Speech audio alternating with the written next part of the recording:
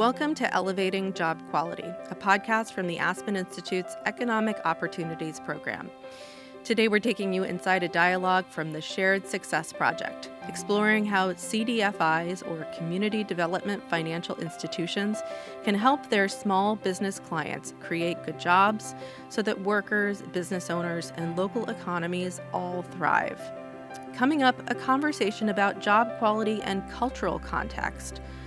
Lauren Starks, Director of Good Companies, Good Jobs at the Aspen Institute's Economic Opportunities Program, speaks with Felicia Ravelomanantsoa, COO and CFO for the African Development Center, and Elaine Neigel, Business Officer with 4 Bands.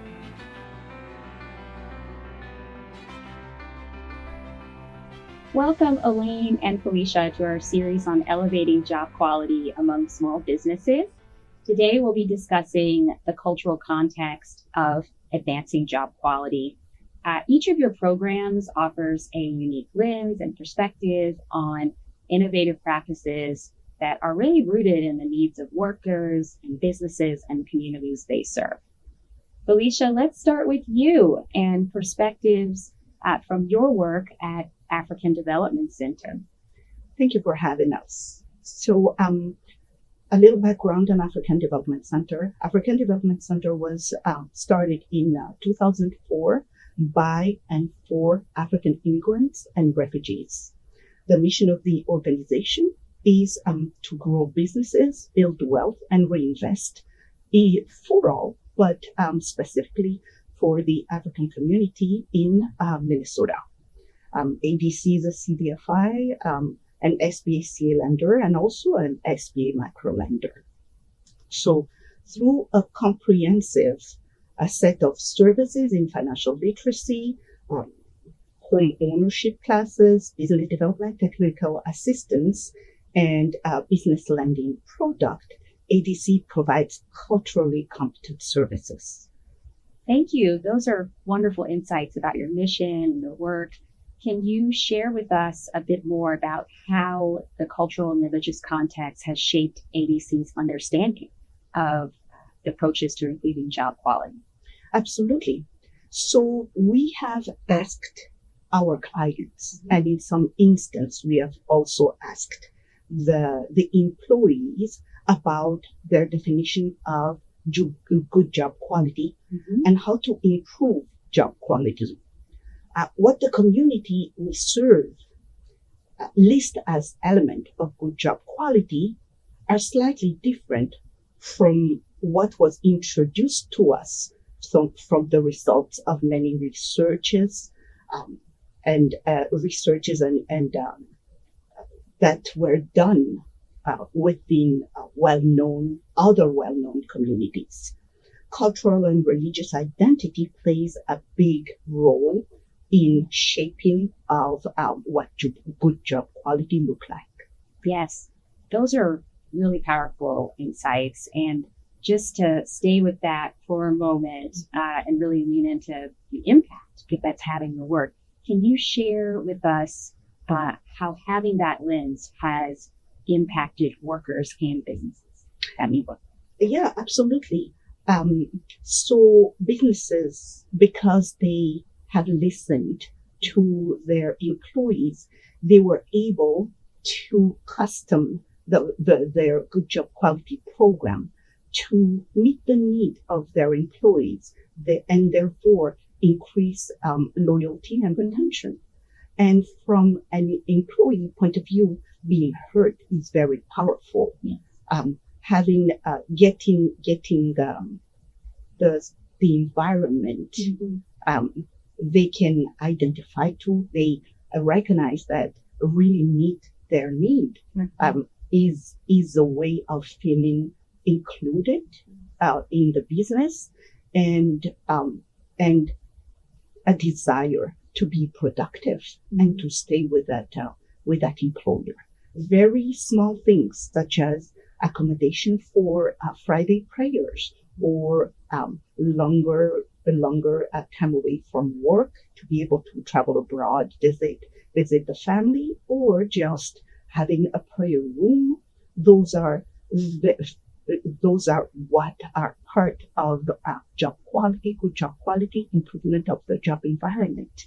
Yes, that really resonates. And we often hear this theme of how do we meet workers where they are? How do we recognize and value what's important to them as initiatives around job quality are designed and implemented? So hearing you speak to that and give those examples is really, really very helpful. Staying with this theme of meeting businesses where they are, meeting workers where they are, Elaine, I'd like to talk with you a moment about Forebanks. Well, thank you for having me today. Forebanks Community Fund is located in South Dakota on the Cheyenne River Reservation, and we're a native CDFI. And we were formed to help grow businesses. There was nowhere for the native people to go to get help, and our mission is a place to grow. Mm-hmm. So that's our job, is to build trust with the clients, business owners, and build their trust so we can help them. Family is really important to them. They are very family oriented. Most people start a business because they want to give back to their people. It's not about wealth. It's about giving back and creating something for their families. We teach a business class, so to teach people how to become, how to open up a business. And then once they're open, sometimes they struggle, or most of the time they struggle. If they do grow, which most of them do, but then they can't grow without their employees, because it's so hard for employees to, first of all, maybe they don't have the skills to work. We have created, we've done a lot of contractor jobs, or a lot of contractor companies. Mm-hmm. And what we've done was we created an internship for the people to learn those skills. And we have a grant that pays to get these interns, teach them the skills they need to have, and then we can put them back out in the work space or work field and help the small contractors. Those are great points, Elaine. And let's stay with this topic of implementation and the resources. You've seen this work up close. You have worked directly with business owners and helped develop curriculum and technical assistance. What practices have helped you best implement this model?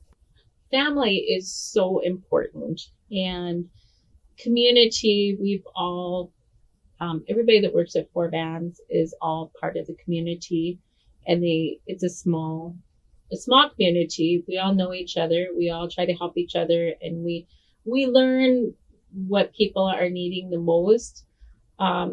Family is so important. The childcare, housing. If the biggest thing that we see is if somebody is working really well at their job and they keep getting raises, of course, then their rent goes up really high. And a lot of times they have to quit their job because the rent's too high, or they don't have babysitters. They no longer have help.